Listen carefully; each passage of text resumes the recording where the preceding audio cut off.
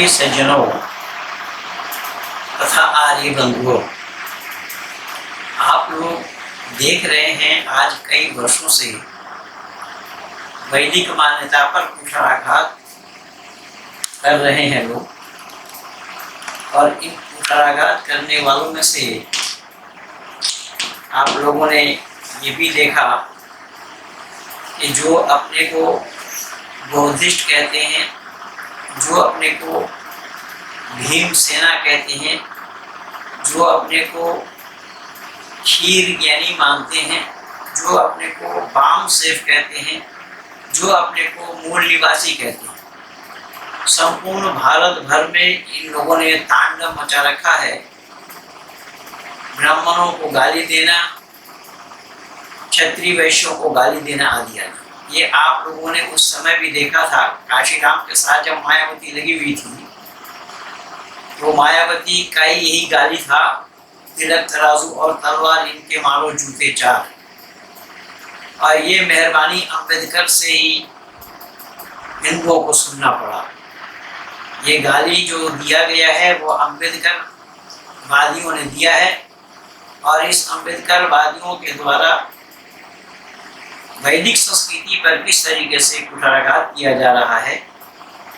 जो वेद का खाल उतारने की बात जिन लोगों ने की थी, मैंने 2 वीडियो उनको बना करके दिया, और जिनके पास कोई जवाब नहीं, आओ मैंने पाल एक्सपोजर करके वीडियो और निकाला है। आइए मैं उसका ऑपरेशन कर रहा हूँ, जिससे आप लोगों को भी सच्चाई का पता लगे कि इन लोगों के पास कुछ जानकारी है कि नहीं है, कुछ जानते भी हैं या वैसे ही झूठ मूठ अफवाह उड़ा रहे हैं। इनके पास जानकारी कुछ भी नहीं है, ये जानकारी कुछ भी नहीं रखते हैं, विद्या से कोई मतलब नहीं है इनका, विद्या से कोई संपर्क और संबंध नहीं है इनका, और ये पाली भाषा के ऊपर बल दे रहे हैं, और पाली भाषा विश्व का भाषा बताई जाए। आइए पहले हम इन्हीं के पाली से ही आज इनका पोल खोलते हैं, फिर उसके बाद आप लोगों को मैं बताऊंगा भाषा क्या है, किनको भाषा बोला जाता है और किनको इसको जवाब क्या देना चाहिए। पहले इनकी सुनिए, ये क्या बोल रहे हैं। गई उस समय पाली के बहुत सारे शब्द होते हैं, जैसे पाली का मतलब पालना हो गया या पंक्ति हो गया, या जैसे टोकरी को बोला करते थे टीचर।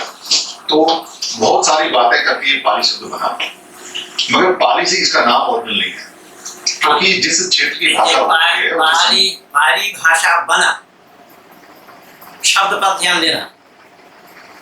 पाली भाषा बना, पहले नहीं था। ये भाषा होती है क्षेत्र के नाम से या कभी कभी उस राजा के नाम से जानी जाती है। जैसे ये प्राकृतिक भाषा है, प्राकृतिक का मतलब है कि इसको किसी ने बनाया नहीं है। जब बनना शुरू हुआ, मनुष्य के अंदर जो आवाज वाले देखिए अब इनके बात में ही किस तरीके से पकड़े जा रहे हैं। जब बनना शुरू हुआ, भाषा बनी नहीं थी, भाषा बनना शुरू हुआ। जब नहीं थी तो शुरू कैसे हुआ? आवाज निकालने का ऑर्गन यानी जो उसका तंत्र बनने लगा, तो आवाज आनी शुरू हुई। तो सबसे पहले जो आवाज आई, वो सारी की सारी जो आवाज थी वो सारे स्वर थे, यानी कि गौर थे। सारे के सारे स्वर थे, जो आवाज निकली वो सारे स्वर थे। मैं ये पहले भी बोला हूँ, और स्वर वही होता है स्वयं राजंता इति स्वर, जो अपने आप में राजा है उसको स्वर कहा जाता है। और स्वर हमारे यहाँ पर 12 है, जिसको हम 12 खड़ी बोलते हैं, और इनके पास केवल 8 है पाली भाषा में। स्वर धरती पर जब मानव आया तो मानव उसी स्वर से ही बोला। धरती पर आज भी बच्चा जब जन्म लेता है वो वही स्वर ही बोलता है, उसकी आवाज ही स्वर निकलती है। और ये भी कह रहा है उस बात सारे स्वर थे, यानी कि वोवल थे। सारी दुनिया में वोवल ही बने। 8 हमारे आते हैं, ए आ ई उ ए और ओ। इसमें ऐनक वाला जिसमें 2 मात्राएं ए पे आती हैं, वो शब्द नहीं आते पाली में कहीं भी। या औरत में जो 2 मात्रा आती है वो नहीं आती, यानी ऊपर 2 मात्राओं वाला कोई शब्द पाली में नहीं आता। अगर वो कोई लिखा हुआ है तो वो समझिए कि पाली नहीं है। और आप ये सुनिए क्या बोला इन्होंने, पाली में 2 मात्रा वाली अक्षर नहीं है, अर्थात ऐनक आप नहीं लिख सकेंगे, ऐनक लिखना पड़ेगा, ऐनक पढ़ना पड़ेगा। औरत नहीं लिख सकेंगे, औरत लिखना पड़ेगा, और औरत पढ़ना पड़ेगा। कौवा ले नहीं लिख पाओगे, कौवा कौवा, तुम तो हो बंदर, लेकिन कौवा भी नहीं लिख पाओगे। अब ये बच्चू कौन है पता नहीं, सामने आने की हिम्मत तो है नहीं, क्योंकि माँ बाप से है या क्या है वो तो दुनिया वाले जानेंगे, सामने आने की हिम्मत नहीं है। और ये पाली भाषा ही मैं आप लोगों को सुनवा रहा हूँ कि पाली भाषा में क्या बोल रहे हैं, और पाली भाषा में कैसा संस्कृत है, किस तरीके से संस्कृत है, वो भी मैं दिखाऊंगा आज आप लोगों को। और इसमें आप लोगों ने अभी अभी सुना इनसे कि पाली भाषा में 2 अक्षर वाले अक्षर नहीं है, 2 मात्रा वाले अक्षर नहीं है। 2 मात्रा उसने खुद बोला, ऐनक। ऐनक लिखने में जो ए के ऊपर 2 ऐ की मात्रा लगाई जाती है वो नहीं, एक है, तो ऐनक होगा, ऐनक होगा नहीं। ऐनक शब्द ये उच्चारण नहीं कर पाएंगे 7 जन्म में भी, इनके 14 खानदान मिलकर। अगर वो गौतम बुद्ध को ले आएंगे तो भी गौतम बुद्ध नहीं बोल पाएंगे, बना पाएंगे। गौतम बुद्ध कौवा बोलना नहीं आता था गौतम बुद्ध को, औरत बोलना नहीं आता था, इसीलिए तो सोते हुए औरत को छोड़ करके भागा, सोते हुए औरत को छोड़ करके भागा। सोते हुए औरत को छोड़ करके भागने वाला आदमी बहादुर होता है, कायर होता है, साधक होता है या चौपट राजा होता है, ये दुनिया वाले जाने अच्छे ढंग से। और मैं जो बोला हूँ मेरे वीडियो को उसने सुनाया नहीं, उसने इतना फास्ट कर दिया कि जो मैं बोल रहा हूँ उसको समझ में नहीं आ रहा। अब देखिए इन्होंने और क्या क्या बोला है, इन्होंने और क्या क्या बोला है, किस तरीके से संस्कृत का कितना अक्षर इनमें है।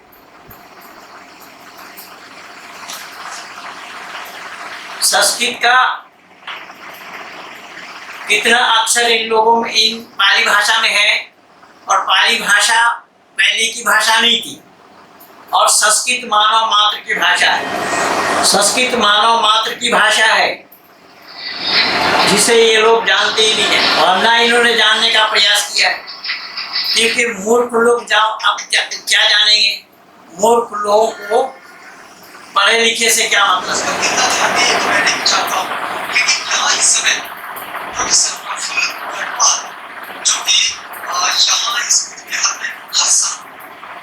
प्रशिक्षण के लिए आते हैं, पाली भाषा को सिखाते हैं, उसको समझाते हैं, और वो कैसे सहज और कैसे सरल है इसका ज्ञान वो अपने शिक्षार्थियों को देते हैं जो वास्तव में पाली भाषा को सीखना चाहते हैं।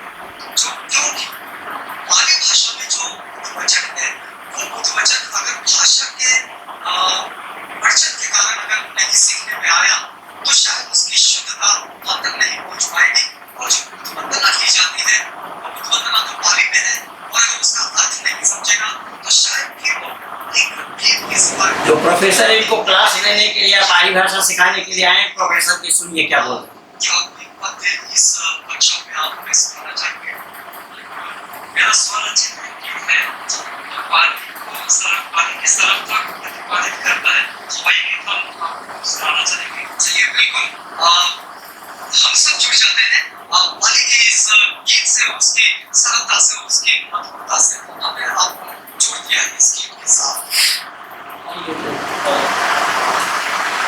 ये पाली भाषा में, पाली भाषा पहले का नहीं है, ये आप लोगों को पता चल गया। पाली भाषा में अल्फाबेट पूरा नहीं है, ये भी पता चल गया आप लोगों को। इसमें 2 मात्रा वाली अक्षर नहीं है, ये भी पता चल गया आप लोग। और मैंने अपने तरफ से बना करके नहीं बोला, इन्हीं के जो पढ़ाने वाले लोग हैं, इन्हीं के साथ चलने वाले लोग हैं, इनको जो सिखाने वाले लोग हैं, इनके जो गुरु हैं, उन्हीं लोगों से सुनवाया। अब ये देखिए, ये नागपुर में ये आपने सुना कि पाली भाषा ये मधुर भी है और अति सरल है, और ये समझने के लिए बहुत ज्यादा सरल है, बोलने के लिए भी बहुत ज्यादा सरल है।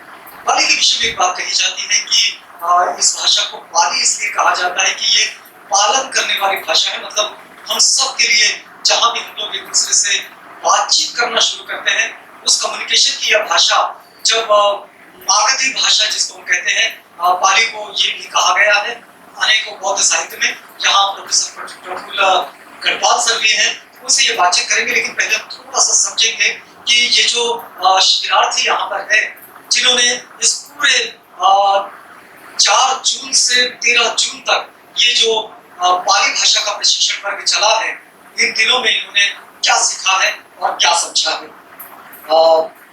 दीदी, क्या नाम है आपका? सविता शेखर। आप कहाँ से हैं? आप प्रताप नगर से। ये शिविर निवासी है? जी जी। फुल टाइम आप यही रुकते हैं? इन दिनों में आपने क्या सीखा है?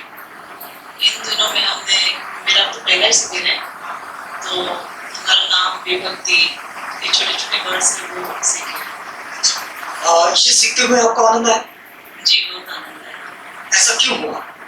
क्योंकि ये जैसे पुरातन भाषा है और हमें ये भाषा सीखनी चाहिए, और जैसे हम पढ़ेंगे सीखेंगे तो हम उसका अर्थ हमें समझ में आएगा। क्योंकि ज़्यादातर पूरा उनका पाली में ही है, सुत्ता पटना, तो अभिधम्म पीठम है, जो उनका साहित्य है तो बहुत बड़ा है, तो हमें पढ़ने में आनंद आएगा, तो हम अर्थ उनका समझ पाएंगे। इस वजह से सीखेंगे। आपने हमसे पहले बौद्ध साहित्य पढ़ा है, जी, तो अभिधम्म भी पढ़ा, अभिधम्म में पढ़ा है। वो हिंदी में पढ़ा, मराठी में पढ़ा। वो तो पाली में पढ़ा, पाली में ऐसे पढ़ सकते हैं, फिर हम नहीं पढ़ सकते, नहीं आती पाली से पहले से। इस शिविर का कितना लाभ आपको मिलता हुआ नजर आ रहा है? लाभ तो मिला है, अभी जो भी हम सीखे वो प्रैक्टिस करके वो अच्छी तरह से। बहुत अच्छी बात है। बंदामी, एक बात आपको मुझे बताएं कि बंदामी बोला, बंदामी कहाँ संस्कृत का है कि पाली का है? पाली बहुत ही महत्वपूर्ण है। जैसे बुद्ध वाणी भी इसी में है, और जैसे और लोगों की भाषा है हिंदी, मराठी, उसी तरह हमारे बच्चों में जब छोटे होते हैं तब से ही हम पाली बोलने लगाएंगे तो एक जन भाषा की तरह जैसे पहले थी उस तरह बन सकती है। इसीलिए इसे जीवन में प्रैक्टिस करेंगे तो ये पहले की तरह ही हो सकती है। इस वर्ग की अगर विशेषता बताई जाए इस कार्यशाला की, तो क्या बताएंगे आप? विशेषता कि पाली सीखना बहुत सरल है और पाली सीखने में बहुत अच्छा अनुभव आता है, और ये जन कल्याण तक जाना चाहिए। जैसे भाषा हिंदी, गुजराती, ये पाली में हमारे बच्चों को पढ़ना चाहिए, स्कूल में भी होना चाहिए। जैसे बिहार में जो महिलाएं आते हैं, बच्चे आते हैं, उन्हें भी सीखना चाहिए। धन्यवाद आपका। इस वर्ग में आप इस कार्यशाला में आने के बाद आपको क्या लगा कि आपके जीवन में क्या नई बात आ गई? बहुत ही बड़ी नई बात आ गई है। हम वैसे थोड़े पाली से जानते थे, लेकिन इधर आने के बाद पहले सीखा था, कहाँ से सीखे थे? तो जब भी मतलब वो क्लिनिकल था या क्या बोलते हैं उसको, स्कूल में जो डिग्री डिप्लोमा के लिए पढ़ते हैं, लेकिन इधर जो प्रैक्टिकल हम करवाते थे। पहले तो सर प्रैक्टिकल कैसे करते हैं, जैसे कि हम 9 महीने का बच्चा रहता है और 9 महीने का बच्चा मम्मा मम्मा बोलता है, पानी को मम्मा बोलता है, मम्मी को मम्मा मम्मा बोलता है, फिर भी हम उसको समझ लेते हैं। उस तरह सर हमारे से गलती हो या हमारी टर्म, अभी तो हमारी जैसे कि स्कूल का और हमारा थोड़ा 20-25 साल का गैप हो गया है, तो उस हिसाब से हम थोड़ा कम ये मतलब ग्रैप कर सकते हैं। तो फिर उसमें ऐसा होता है कि हम जल्दी हमारा प्रोनाउंसिएशन नहीं निकलता, फिर भी सर बोलते हैं तुम्हें ट्राई करनी चाहिए। जैसे कि हम बच्चों से इतना उम्मीद नहीं। इसमें कुछ बदलाव हुआ है? बहुत सारा बदलाव हुआ है। जैसे एक हाथ दो कोई वाक्य आप बोल दीजिए ना। ये बोलूं क्या? गाथा बोलते हैं। हाँ, मेरा अहम विजया अति, मम नाम विजया अति। मम अर्थी, मम नाम विजय अर्थी, ये संस्कृत का है। किसका है, किसके लिए है? पाली ने किससे चुराया ये मम नाम? ये किससे चुराया है? अभी इसी 21वीं सदी में, जिस सदी में लोग चांद का सैर कर रहे हैं, वहां अभी पाली का आविर्भाव हो रहा है, पाली सिखाया जा रहा है। ये नागपुर की घटना है, ये शिविर नागपुर में लगा है। और मैंने भली भांति जानने का प्रयास किया, समझने का भी प्रयास किया कि ये जो लोग लफाजी करते हैं उनको पढ़ने लिखने से कोई मतलब नहीं है, वो जानते भी नहीं है कुछ। और जो मैं वीडियो दिया हूँ उसका जवाब वो देने का प्रयास किया, और उसने जो बोला उसमें देखिए, अहम नासिक नगरी मतलब अहम किसका शब्द है? अहम संस्कृत का है। ये संस्कृत से चोरी किया है, ये चोर है, चोर। आप नासिक से हैं, नासिक में रहते हैं आप। चलिए चलिए, बहुत अच्छी बात है। देखिए, ये कोशिश है कि हम अपनी भाषा को समझे, सीखें। पाली को सीखने का ये जो प्रयास है, ये और सिखाने का प्रयास है, ये वास्तव में उस कार्य का हिस्सा है जो हमने आपको, ये आप देख रहे हैं कि सब संस्कृत से ही लिया हुआ है। और मैंने पहले ही बोला आप लोगों को कि संस्कृत जो है वह भाषा की जननी है। इसलिए संस्कृत क्या है पहले तो जानना पड़ेगा अक्षर को। तो अक्षर के लिए यहाँ आपको ये पता लगेगा कि अक्षरम नक्षरम विद्या दृष्टोक्तेवा सर्वाक्षरम वर्णबाहु पूर्व सूत्रे किमर्थम उपदिश्यते। ये ऋषि दयानंद सबसे पहले इन बातों को उठाकर मानव समाज के बीच में रख रहे हैं कि अक्षर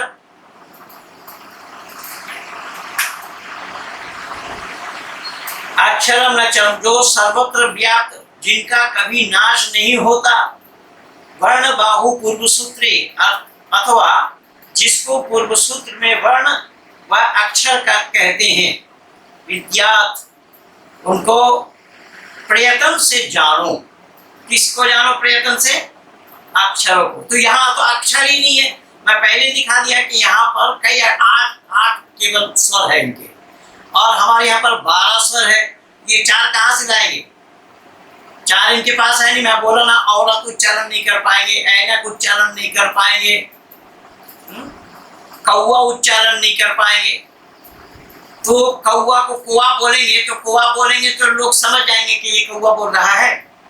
तो पाली भाषा वाले समझेंगे, दुनिया वाले नहीं समझेंगे। अब पाली अगर इतनी बड़ी थी, इतना आगे से था, तो बिहार को छोड़ करके कहीं पहुंच क्यों नहीं पाया?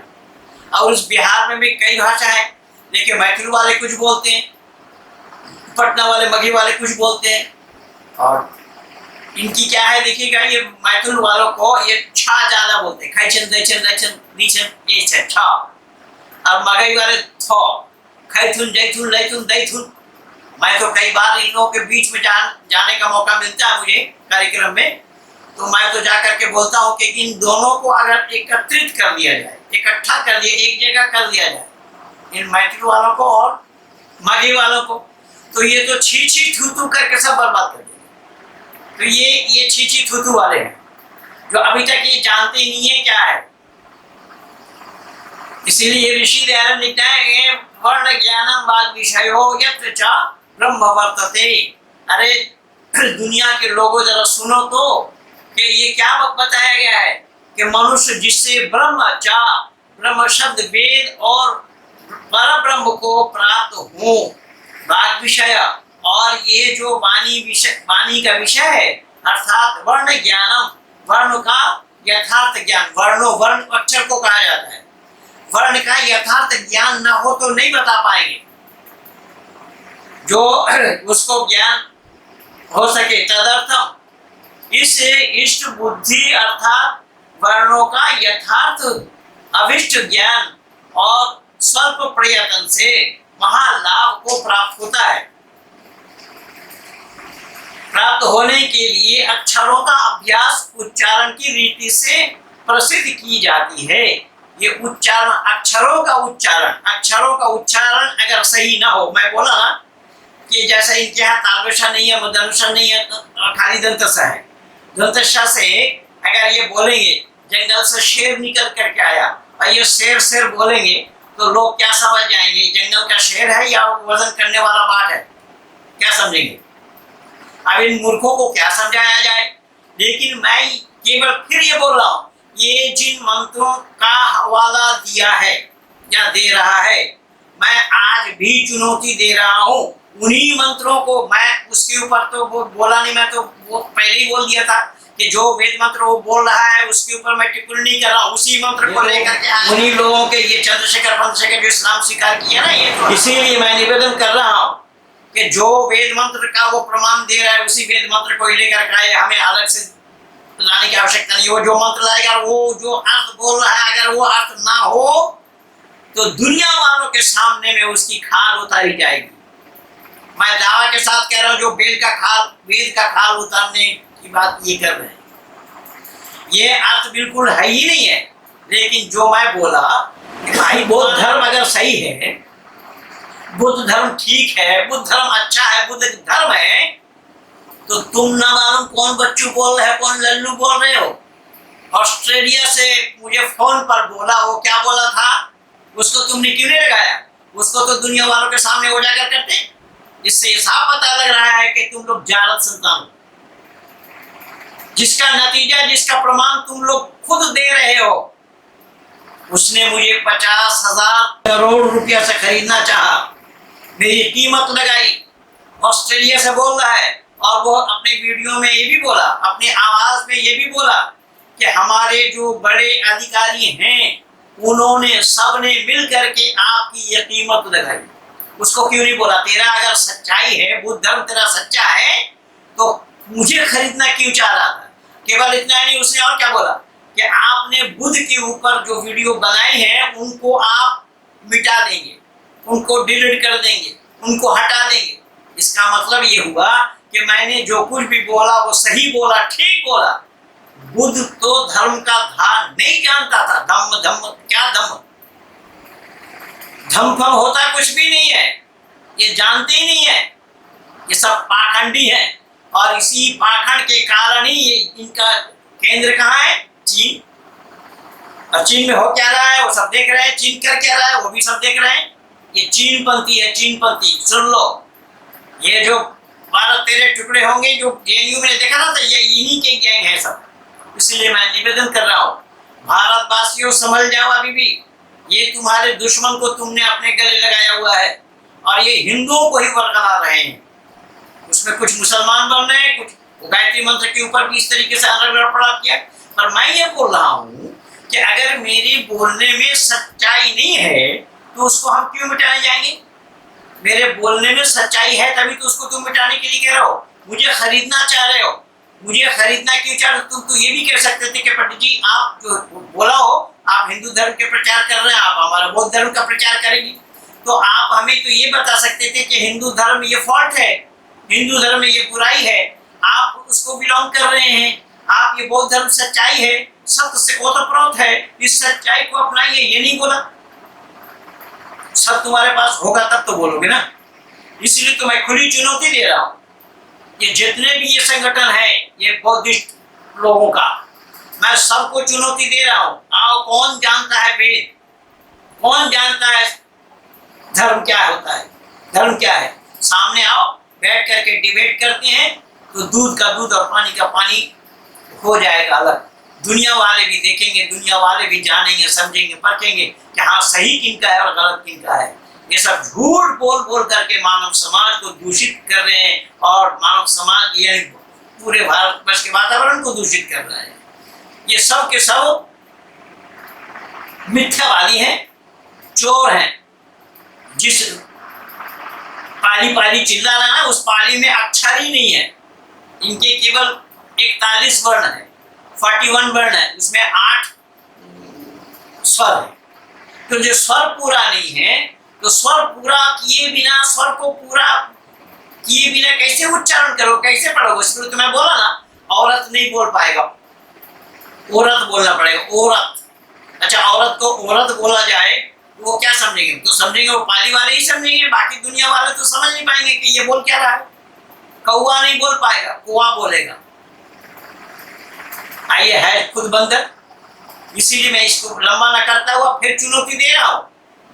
अगर तुम्हारा बौद्ध धर्म सत्य है, सच्चाई है इसमें, तो मुझे खरीदना क्यों चाह रहे थे? 50,000 करोड़ से मुझे खरीदना क्यों चाह रहे थे? वो झूठे मक्कारों, मक्कारी छोड़ो, सच्चाई को अपनाओ, क्योंकि यही मानवता है, सत्य को ग्रहण करना और असत को छोड़ देना। यही मानवता के दायरे में आता है। मानव बनने के लिए सत्य को धारण करना पड़ेगा, असत को छोड़ना पड़ेगा। और तुम लोग मानव भी नहीं हो, मानव के दायरे में भी नहीं हो। इसीलिए मैं निवेदन कर रहा हूँ कि ये विडंबना है जो इन लोगों ने इस तरीके से सत्य सनातन वैदिक धर्म पर कुठाराघात किया और वेद पर अनर्गल कर रहा है। वेद का हुआ जानते नहीं है, जो अक्षर ही नहीं है तो जानेंगे कहाँ से? इसीलिए मैं निवेदन कर रहा हूँ कि आप सब भारतवासियों को चाहिए कि ऐसे लोगों को बेनकाब करें, ऐसे लोगों का पर्दाफाश करें जो भारतवर्ष के अंदर में हिंदू समाज को बरगला रहे हैं। ये कई कोई हाथी के नाम से राजनीति कर रहे हैं। आप लोगों ने देखा पिछले दिन इसी भीम आर्मी वालों में से मैं कई लोगों को वैदिक धर्मी बनाया, जिनका उपनयन कराने के लिए मैं गया मुंबई, जिन लोगों का उपनयन संस्कार कराया, तो उनसे छोड़ करके लोग सत्य सनातन वैदिक धर्म को स्वीकार कर रहे हैं। इसीलिए ये सब असत है, ये सब मिथ्या है, मिथ्या प्रवंचना है। और इन्हीं की आवाज में मैं सुनाया। ये तो बहुत लंबा विषय है, लंबा प्रकरण है, मैं वीडियो लंबा होना हो जाए इसीलिए मैं थोड़ा थोड़ा करके बोला। ये भाषा विज्ञान कोई नहीं जानता है कि भाषा किसको बोला जाता है। जो भाषा विज्ञान को नहीं जानता तो क्या आज पाली भाषा सिखाया जा रही? अगर ये पुरानी भाषा है, अशोक का है, तो उसका है आगे जाहिल बोल क्या रहा है कि अशोक, ये ब्राह्मणों ने तालवेशा लिख दिया अशोक। अशोक और शोक दोनों में अंतर क्या है ये जानते ही नहीं है। शोक होता है गम, दुख, और शोक होता है जो सूख जाए, जैसा ब्लडिंग पेपर, स्याही गिर जाता। बचपन में जब वैसी रोशनाई से लिखते थे, स्याही कहीं गिर जाए तो ब्लडिंग पेपर से उसको चिपकाते तो शोक लेता वो, उसको शोक बोला जाता है। और शोक, गम, तो भाषा का ही ज्ञान तुम लोगों को नहीं है, क्या उल्लूपना की बात कर रहे हो? इसीलिए मैं बोलूंगा कि वज़िद्दु कुल्लि इम्रिइन मा कान यजहलहु वल जाहिलून लिअहलिल इल्म आज़ाउ। कि अरबी जुबान में मैंने बोला कि जिद करते वो लोग जो कि नावाकिफ होते हैं। इसीलिए आलिम आदमी का दुश्मन जाहिल है। ये विद्वानों के दुश्मन है, शत्रु हैं, क्योंकि ये सब अपढ़ हैं, लिख लोढ़ा पड़ पत्थर है, जिसको LLPP भी बोलते हैं। तो मैं निवेदन कर रहा हूँ कि भाई अगर तुम्हारा सच्चाई है तो सामने आकर के डिबेट क्यों नहीं कर लेते? दूध का दूध और पानी का पानी हो जाएगा। सामने आओ, मैं तो दावत दे रहा हूँ। मैंने वेद मंत्र को, तो मैंने बोला कि कई बच्चों ने भी मेरे पास भेज दिया है वो वेद, तुम जो बोल रहे हो इस नंबर से तुमने वेद का प्रमाण दिया है, वो अर्थ नहीं है। मैं उसी को ही लेकर के आने के लिए कह रहा हूँ, उसी को लेकर के आओ जो तुम दिखा रहे हो, जो तुम बोल रहे हो। अगर उसका अर्थ वो ना हुआ तो मैं बता रहा हूँ, फिर बता रहा हूँ कि जैसा तुम वेद का खाल उतारने की बात कर रहे थे ना, तुम्हारी खाल उतर जाएगी। ये मैं दावा के साथ कह रहा हूँ। आओ, हिम्मत हो तो डिबेट के लिए सामने आओ। इसीलिए बंधुओं, ये बौद्ध धर्म कितना मिथ्या प्रवंचना है, ये सब आप लोगों ने देखा कि इनके भाषा विज्ञान से भी, इनके पाली भाषा से भी मैंने आप लोगों को अपूर्णता की बात मैंने कहीं नहीं प्रमाण दिया कि अपूर्ण क्यों और कैसे है। वो भी मैं इन्हीं लोगों की जुबान से बोला। और वो सब संस्कृत, अहम, मम, मम नामम, वो क्या है? वो मम नाम कहाँ से पाएगी? मम शब्द कहाँ से पाएगी? अहम शब्द कहाँ से पाएगी? ये सब संस्कृत के हैं। इसीलिए बाप को बाप कहो, बाप बनने का प्रयास मत करो। समझ गए जाहिलो, मूर्खो? बाप को बाप मानो, वरना तो लावारिश कहलाओगे। इसीलिए आओ, अगर हिम्मत है तो मैदान में आओ, सामने बैठ करके डिबेट करते हैं, स्टैम्प पेपर पे लिखा पढ़ी करके डिबेट करते हैं। हम हार गए तो तुम्हारे हो जाएंगे और तुम हार गए तो हमारे हो जाना। और ये चुनौती मैं केवल बौद्ध धर्मियों को नहीं, धरती पर ये जितने भी मत मतांतर वाले धर्म बोल रहे हैं उन सब मत मतांतर वालों को मैं एक चुनौती दे रहा हूँ कि तुम सब धर्म बोल रहे हो। इस्लाम वाला भी धर्म बोल रहा है अपने को, ईसाई भी अपने को धर्म बोल रहा है, ये बौद्ध भी अपने को धर्म बोल रहा है। इसमें से एक भी कोई भी धर्म नहीं है। अगर धर्म है तो सामने आओ और तुम में से कौन सा सच्चा है धर्म उसको सिद्ध करो। और मैं सिद्ध करके दिखाऊंगा कि ये धर्म नहीं है, ये मत है, पंथ है, व्यक्ति विशेष द्वारा चलाया हुआ है। लेकिन धर्म एक है जो ईश्वर प्रदत्त है, जो आदि सृष्टि से अंत तक रहेगा। इसीलिए वेद मुकद्दस में परमात्मा का उपदेश है, सूर्य चंद्रमा सब धाता यथा पूर्व में कल्पयते, पहले भी था, अब भी और आगे भी रहेगा। इसका मुकाबला न किसी ने किया है और न किसी से हो पाया है, न किसी से किया जाना संभव है। मैं तुम विशेष करके इन तीनों को चुनौती दे रहा हूँ, इन तीनों संप्रदाय वालों को मैं चुनौती दे रहा हूँ कि तुम सब सत्य का दावा कर रहे हो। कौन तुम्हारा सच्चाई है? आओ। अरे तुम क्या सत्य का दावा करोगे? इसी इस्लाम में ही 72-73 फिरके हैं, सब सत्य का दावा कर रहे हैं, लेकिन एक ही जन्नती होगा। 72 में से एक ही जन्नती होंगे, वो भी नहीं हो पाएंगे। वो भी मैं प्रमाण दे दूंगा, वो भी नहीं हो पाएंगे। मैं सारा खजाना लिए बैठा हूँ। इसलिए तुम तीनों को मैं ये चुनौती दे रहा हूँ कि इस्लाम वाले तुम कह रहे हो हमारा सच्चा धर्म है, बाइबल वाले तुम कह रहे हो हमारा सच्चा धर्म है, और बौद्धिस्ट वाले तुम कह रहे हो हमारा सच्चा धर्म है। आओ, तुम तीनों में से पहले ये निर्णय लो कि किसका सच्चा है। और सत्य सिद्ध नहीं कर पाए तो फिर मैं अपना सत्य सिद्ध करके दिखाऊंगा। स्टैम्प पेपर पे लिखा पढ़ी करके हम डिबेट करेंगे। आओ, इसके माध्यम हम डिबेट करके दुनिया वालों को भी बताएं सत्य क्या और झूठ क्या है। इन्हीं शब्दों के साथ मैं अपनी वाणी को यहीं पर विराम दे रहा हूँ। आप सब लोगों को बहुत बहुत धन्यवाद कहिए। भारत माता की जय। साइंस को लेकर जर्नी करने वालों, तुम्हारी पाली भाषा ही अवैज्ञानिक है। उसमें ना स्वर पूरा है, ना तुम्हारा व्यंजन पूरा है। हमारे यहाँ 63 वर्ण है, 63 वर्णमाला है हमारे यहाँ, 63 कहाँ से पाओगे तुम? उदात अनुदात स्वर कहाँ से ले आओगे? तो साइंस तुम्हारा क्या है? साइंस में जर्नी कर रहे हो तुम, साइंस का 100 नहीं है और तुम पैदल घूम रहे हो और जर्नी कर रहे हो साइंस में। तुम्हें अकल नाम की कोई चीज़ ही नहीं है। तुम जब औरत का उच्चारण नहीं कर पाओ, 2 मात्रा वाली अक्षर ही नहीं है, तो सच्चाई को स्वीकार करो। यही मानवता है, सत्य को स्वीकार करना और असत को छोड़ देना। इसीलिए सत्य को स्वीकार करो।